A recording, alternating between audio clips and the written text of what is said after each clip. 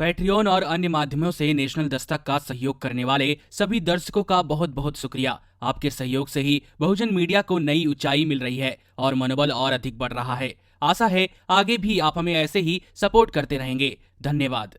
कुछ दिनों पहले प्रधानमंत्री नरेंद्र मोदी ने देशवासियों से अपील करी कि अब भारत को आत्मनिर्भर बनना चाहिए, लेकिन जब CAPF कैंटीन में एक सरकारी अधिकारी ने इस राह को आगे बढ़ाना चाहा तो अब उस अफसर को दूसरी जगह शिफ्ट करने का अनुमान लगाया जा रहा है।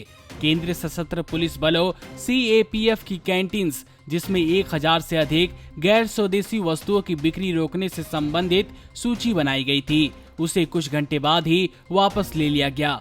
गृह मंत्रालय ने इसके पीछे तर्क दिया कि केंद्र पुलिस कल्याण भंडार द्वारा जारी की गई सूची में खामियां थी, इसलिए इसे वापस ले लिया गया। इतना ही नहीं, इंडियन एक्सप्रेस को सूत्रों से मिली जानकारी में यह भी पता चला है कि जिस अधिकारी ने यह सूची बनाया था, अब उसे दूसरी जगह शिफ्ट करने की संभावना बनी हुई है। उस अधिकारी का नाम R मीणा है। वह केंद्र पुलिस कल्याण भंडार KPKB के मुख्य कार्यकारी अधिकारी CEO DIG हैं।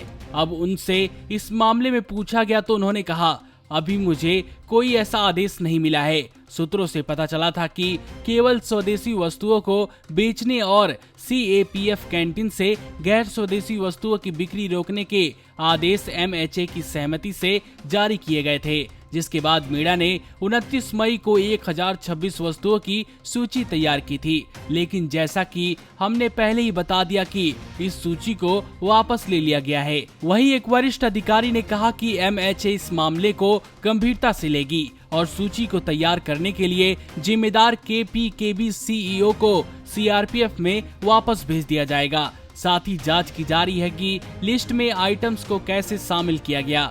अधिकारी ने यह भी बताया कि मेक इन इंडिया के नोडल अधिकारियों के परामर्श के बाद जल्द ही एक नई सूची तैयार की जाएगी। CAPF कैंटीनों के प्रबंधन को दायित्व देखने वाले केंद्रीय रिजर्व पुलिस बल ने कहा कि सूची गलती से जारी कर दी गई थी। CRPF के महानिदेशक के नाम से जारी बयान में कहा गया, स्पष्ट किया जाता है कि केंद्र पुलिस कल्याण भंडार द्वारा कुछ वस्तुओं की बिक्री पर रोक के संबंध में 29 मई 2020 को जारी की गई सूची CEO स्तर पर गलती से जारी कर दी गई। कमाल की बात है कि एक तरफ सरकार स्वदेशी वस्तुओं के इस्तेमाल को बढ़ावा देने की बातें करती है, वहीं दूसरी ओर जब कोई अधिकारी इस क्रम में आगे बढ़ने की कोशिश करता है तो उस अधिकारी को दूसरी जगह शिफ्ट करने की नौबत आन पड़ती है। सरकार के इस रवैये से लगता है कि उनकी कथनी करनी में थोड़ा फर्क है। आपको बता दें कि PM मोदी ने बड़े जोरों शोरों से जनता को संबोधित करते हुए वोकल फॉर लोकल की बात कही थी। नमस्कार। नेशनल दस्तक अपनी आर्थिक जरूरतों को पूरा करने के लिए अपनी ऑडियंस पर निर्भर है। बहुजन समाज से संबंधित मुद्दों को उठाने के कारण YouTube की तरफ से नेशनल दस्तक की कई वीडियो पर एड्स नहीं दी जाती, जिसके कारण हमें आर्थिक समस्याओं का सामना करना पड़ रहा है। आपका एक छोटा सा कदम बहुजन मीडिया को बचा सकता है। आपके सहयोग और सहायता के कारण ही हमने अभी तक यह मुकाम हासिल किया है। नेशनल दस्तक को आप पैट्रियन के जरिए सपोर्ट कर सकते हैं। इसके साथ ही आप अन्य माध्यमों जैसे UPI, गूगल पे, डेबिट कार्ड, वॉलेट, फोन पे आदि से भी हमारी मदद कर सकते हैं, जिसका लिंक वीडियो के नीचे डिस्क्रिप्शन में डाल दिया गया है। पैट्रियन पर आप हमें प्रतिमाह $2 यानी 140 रुपए प्रतिमाह से हमारे साथ जुड़ सकते हैं। दूसरे माध्यमों में राशि की कोई सीमा नहीं है।